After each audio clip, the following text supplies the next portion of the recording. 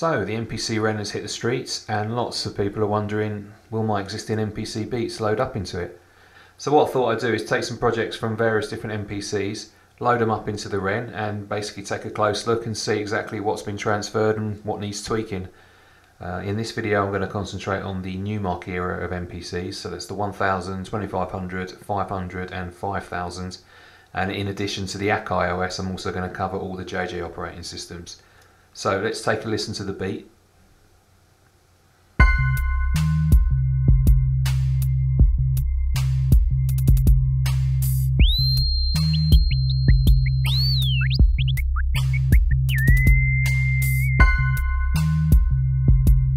And it's a pretty simple beat, but it's actually got quite a lot going on in the background. There's program parameters, mixer settings, effects, Q-Link sliders, filters, etc. So plenty of stuff in there to put the Ren through its paces. So let's take it over, load it up and see what happens. Right, so here we are in the MPC software, and I want to start off with the MPC 5000 project file. So we'll just go in, load that up by just double clicking the PRJ. And as you can see, the samples are all loaded up over there, and we've got a program, the Kit1 program, and we've got the Kit1 sequence file. So let's have a listen.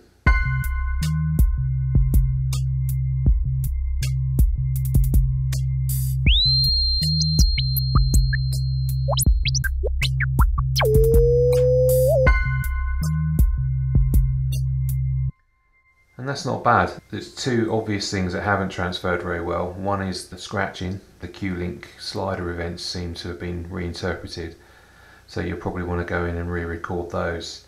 The only other thing is the snare on pad A2. That originally had a reverb applied to it.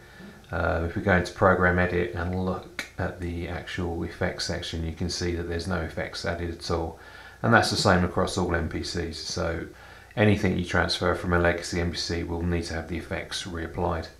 If we go into program parameters and look at some of the pads, we'll see that it's actually spot on. They've picked up all the parameters. On pad A1 we've got a low pass filter, and that's been set up. What you will notice is that a lot of the parameters have got different values, and I think that is because the range of values on the Ren go from 0 to 127, whereas on legacy MPCs they go from 0 to 100. So they've just accounted for that difference in range. If we look at pad A3, that's got a mute target on it, that's come through. The multi-samples should be note on, and they are. If we go to the test pad on B2, there's all sorts of stuff here, and it's all transferred over fine. There's layers, tunings, velocity ranges, mute groups, LFO, filters. They're all there. As I say, the actual values are a little bit different, but that's to account for the different range. If we go in and have a look at the program mixer, you can see all the volumes and panning information has come over fine. Go into song mode, I'll just set up a little basic song there, and that's come through exactly as I'd set it up originally.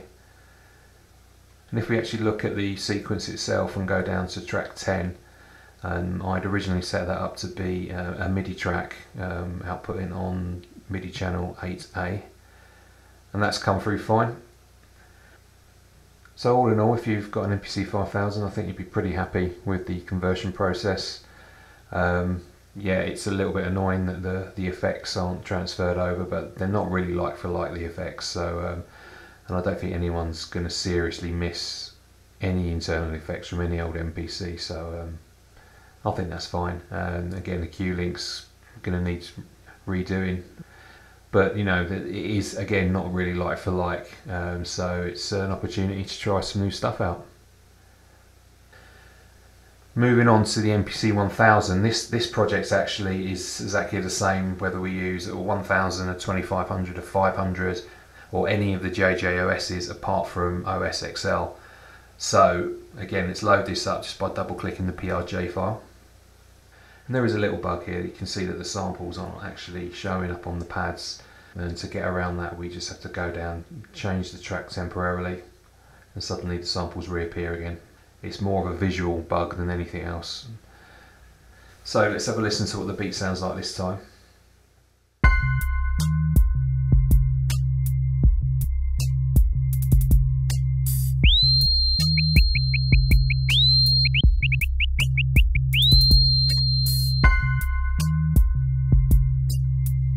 So again, that's pretty good.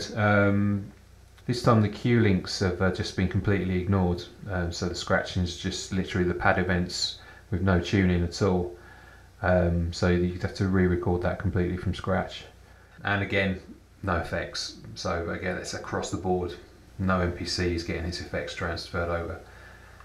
If we go into program edit and look at the program parameters, pad A1, low pass filter on the kick, that's still there.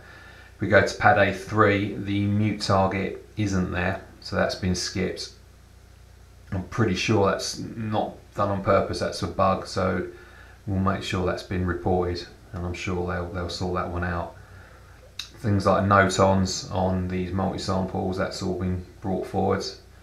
If we go onto the test pad on B2, we can see all the sample layers are there, tunings.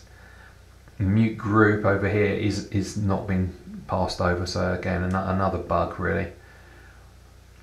Filters, they've come through fine, again with the minor adjustments for the new ranges.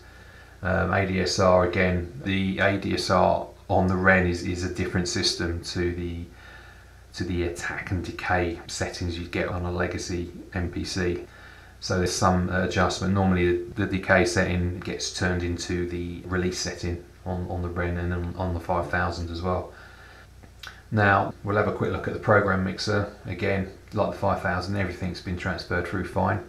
And in song mode, again, absolutely spot on.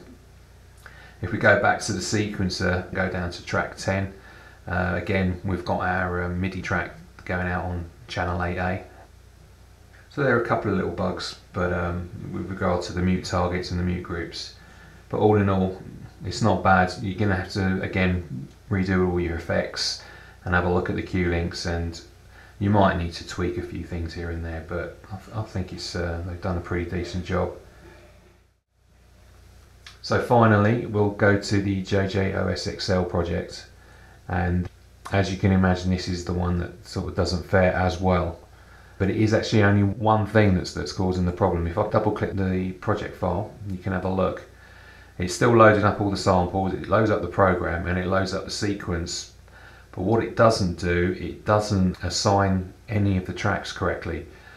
So if you've got a drum track that was in JJOS XL, it's actually become a MIDI track in the Ren. So the fix is to go into each track and reassign it from a MIDI track to an MPC track. Once you've done that, then everything else is exactly the same as we found with the standard MPC 1000 project file. There's no difference.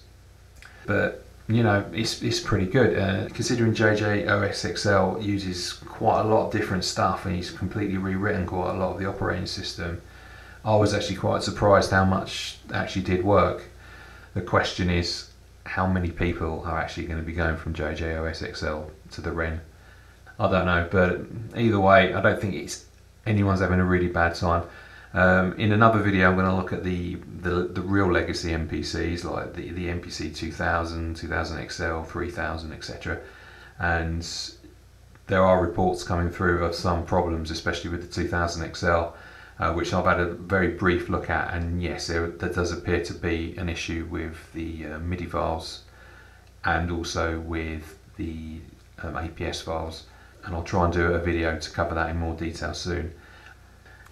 If you do want to get more details and you want to see more updates on this, I have written an article to accompany this video.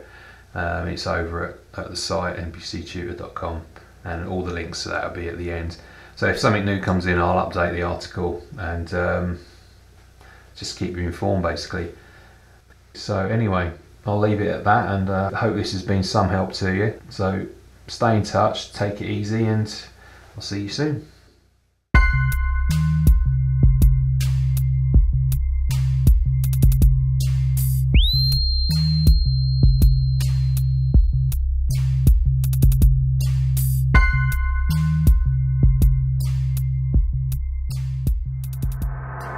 Bye.